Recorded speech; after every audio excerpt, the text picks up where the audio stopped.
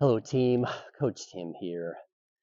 I'm here today to try to give you an idea or a concept of how to try to specifically place your target hand, your left hand for right-handed golfers, onto the golf club correctly, based upon where you dynamically get into impact, right? And your own specific impact. Because in all honesty, everybody has different abilities to move. And because you have different abilities to move, you need to grab the golf club in a different manner, in my humble opinion. So let's dive into this. Let's just go ahead and take a little bit of a deeper look to see exactly what I'm discussing.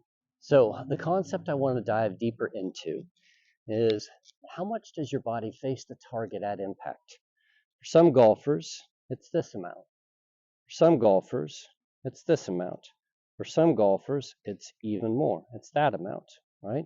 And if you're taking a look at where that flat edge is of the box down here, where the club face is, especially if I try and place it right next to it, you're going to see that every single moment that my shaft starts to move forward, that I start creating lateral rotational movement, all of those movements are opening forces to the golf club on the downswing, okay? And so if I get into that, if I get into different elements of how open my body faces the target, that's going to start to influence how I need to place my hands on the golf club. So here's my suggestion. Here's how I want you to try and do this, is that initially I want you to try and place your left thumb at the 12 o'clock side of the shaft, right? Okay, so almost like my thumb and the leading edge of the club face are parallel to each other. Now, for a lot of you, that would probably mean that the club face is into kind of an open face position, but just hear me out. That's where I want to start this conversation. So if the club face is parallel to the box, and my left thumb is at that 12 o'clock position, if I go ahead and get to my normal impact position, can you see how open that club face is? Okay. Now, what I'm utilizing here right now is that 12 o'clock is the box. 1 o'clock is where my club face looks like it would be. 2 o'clock would potentially even be here more. And then 3 o'clock would be my club face itself pointing directly towards the camera. When I get into my instinctive club face position, right, my club face position is somewhere past 1 o'clock, maybe about 1:15, okay? So how do I use that information? I'm going to go into a little bit of a math analysis or a math problem here next. A 90-degree angle is 12 o'clock, and to my viewpoint here, 3 o'clock, to the camera, 12 and 9, right? 90-degree angle here is 12 o'clock to 9 o'clock from my viewpoint, 3 o'clock for the camera. That's 90 degrees. Every hour is 30 degrees. So if my club face was at approximately 1:15, I need to twist my club face to about 10:45 with my grip still at that 12 o'clock position, okay? So watch that here now, right? If it's at 12 o'clock, the club face is pointing up towards the sky. Can you see how I'm twisting the club face? That to me looks like that's at about 11 o'clock. Then I'm just going to go an extra 15 minutes, or what I perceive as 15 minutes on the clock. My left thumb is still at that 12 o'clock position. Okay. Now I twist the club face so that it looks like it's square. And now we see that my left hand is in more of a square to slightly closed face position compared to how a lot of people grab the golf club, or even maybe compared to us needing to see only 2 knuckles with our left hand at the grip position. Right now I can see about 3 of them, okay, and maybe just a hint of a 4th. So based upon my dynamic ability to open up the club face, right, a 2 o'clock or a 2 grip position with my left hand is going to always be fighting a club face being returned to an open face position, okay? I'm going to have to add some form of closing forces to be able to get that club face into more of a square face position. And that might be flexion with my lead wrist. That might be throwing the club down through the hitting area.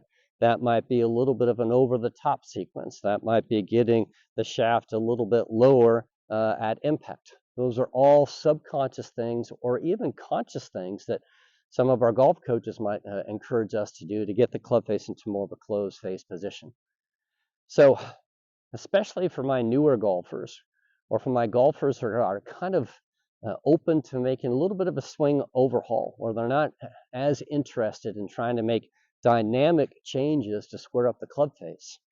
If I get my left hand on the golf club in a way that matches up to where I dynamically want to get to at impact, maybe I don't need to use as much or as frequently some of the athletic, some of the subconscious elements that my athlete tries to do to get the club face into a closed face position down at impact. Now, there's one additional element that we can kind of consider for this discussion for right now is, what is the easiest position for my body to get into to be in a repeatable impact position? Is it me going to extremes? That's as much flexion as I can get my left wrist into for an impact position.